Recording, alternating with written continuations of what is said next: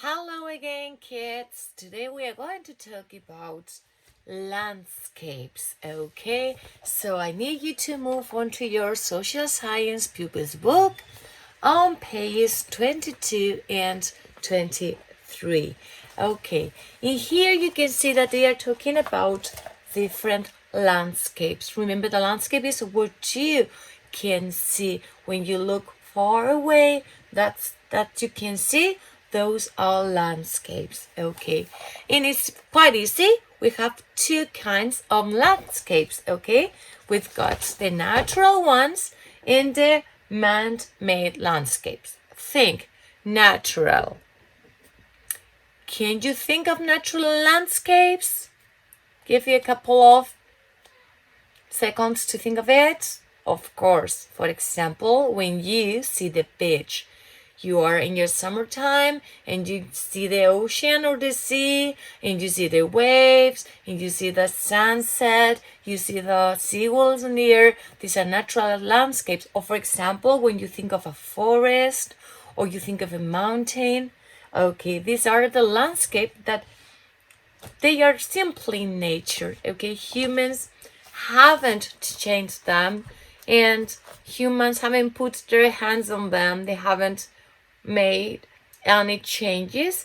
Okay, and the relief you can see has been created by nature. Okay, or for example a lake. However, man-made, think of the meaning, man or woman. Okay, man-made, it means that it has been by our hands, by humans. For example, when you see a city, imagine New York City, the skyline of New York City with all the skyscrapers. Okay, can you imagine that? When you think of a city, or you think of the streets, or when you think of a picture of a village or for a town, or sometimes even if you think, as you have in here, the picture of the crops, okay, people who are cultivating the land, farmers that are cultivating the land, and you can see the lines where you know that they're going to grow up the plants, the watermelons or the grapes or the fruit. Okay, these are man-made. This is not something that you find in nature. This has been created by humans. This is the difference between man-made landscapes and natural landscapes. Okay, if you move on to page 23, it's really easy. It's sometimes the starting point is a natural landscape, but humans transform it partially. For example, here you've got the rivers. The river excavates in the rock and they make these curves. Okay, and these are the natural elements. But now you have the humans that they need to cross the river. Okay, and to cross the river they need a bridge, and they build up a bridge. This bridge, of course, is not natural, it's man-made. It's man-made. This is how we can change from natural landscapes into man-made landscapes. Okay, if also we add some wind turbines to produce energy, and some houses have been built up for people who works here to live there, or also we need to transport more things and we need that lorries or cars are able to cross on the bridge. Okay, we have even more important transformations. Okay, I think it's quite simple. And finally, if you move on to page 24, you can see the different changes in landscapes. Okay, sometimes they happen very, very, very quickly. For example, when it starts to snow and it's snowing, snowing, snowing, and suddenly everything is white and you see the roof of the houses covered by snow in the trees on the streets, or if you are in the countryside you can imagine the mountains and the trees and the rocks, everything covered with snow. This is really quick. Okay, something that happens really, really quickly. Or for example, what is a drought? Remember that a drought means what is not raining, nothing, no rain at all, no rain, no water. And as you can see in the picture, the soil gets really, really dry. And sometimes even it's so dry that it opens and make cracks, as you can see in here. Okay, this is something that happens very quickly. However, there are other changes that are very slow. For example, the creation of deserts. The way deserts are created is just we have rocks at the beginning, and the rocks are heated during the day by the sunlight. It is very hot, and the rock is getting all the heat. But in the night, in the desert, it's absolutely cold. It's just the opposite. And the rock contracts because of the cold. And as every single day it heats and contracts, heats and contracts because of the cold, sooner or later, the rocks break into smaller pieces, into stones.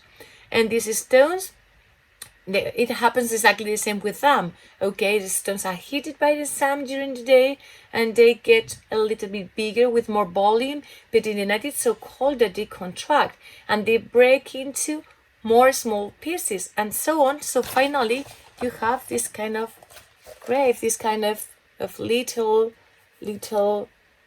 pieces of sand. Okay, it takes 1,000 years, okay, 100 years. It's not something that happens from today to tomorrow. Or imagine that you have a big and high mountain, and the wind is all the time hitting that mountain, and it's taking off some of the little pieces of the stones and pieces of the soil of the mountain, and the mountain little by little disappears. The mountain, give me 1 minute to show you a picture. I want to draw you a picture for you to make it easier to understand. I'm just cleaning my board. Give me only 1 second more. Okay, you've got here, I have here my mountain. Okay, and the wind is just taking some little pieces away.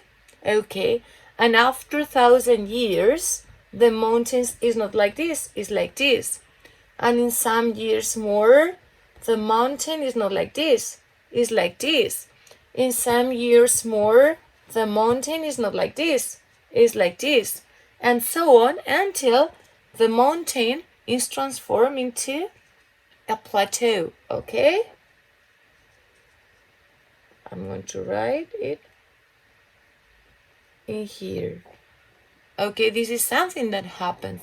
If you go to Cuenca, to La Ciudad Encantada de Cuenca, you have very beautiful creations with stones and rocks, and they're absolutely natural because the wind and the water has been erasing parts of the rock to create the beautiful shapes. Okay, so we have that we can have natural changes, but they can be fast as snow or droughts, or they can be slow like deserts, or like mountains that are little by little disappearing, or the valleys that are excavated by rivers. Remember that I have 2 mountains. Okay, I've got here 2 mountains, and I have a river in here, and the river excavates and excavates and excavates, and after some 1,000 years, the river is in here, not in here, because it has been excavating the canyons. Okay, and I think that's all. And of course, the man-made changes that people can make a very quick difference in the landscapes the moment they start to planting crops, or they start to raising animals, or they start to do other changes. Okay, well, that's all. And to finish with the unit, we have here harmful changes, or the changes that can cause harm, that can hurt nature, is something we are doing. For example, when we have intensive farming, okay, and we are just polluting quite a lot for the gas that the animal produce, or when we are excavating to get minerals, or when we are cutting the forest, cutting trees to make paper, okay, or even the factories. Remember, factories, not fabrics, okay? This is fabric, these are factories. When we have factories that set free a lot of bad gas, like carbon dioxide and carbon monoxide, to the atmosphere. All these situations are harmful. Change is harmful because they cause harm. They hurt. Okay, they make something bad for the earth. And I think that's all for the unit. As I tell you always, please, if you don't understand something or if you have any questions or doubts, don't doubt. Write me an email, send me an email, and it will be a pleasure for me to answer all your questions. I hope you have enjoyed a little bit this video. Kisses. Bye.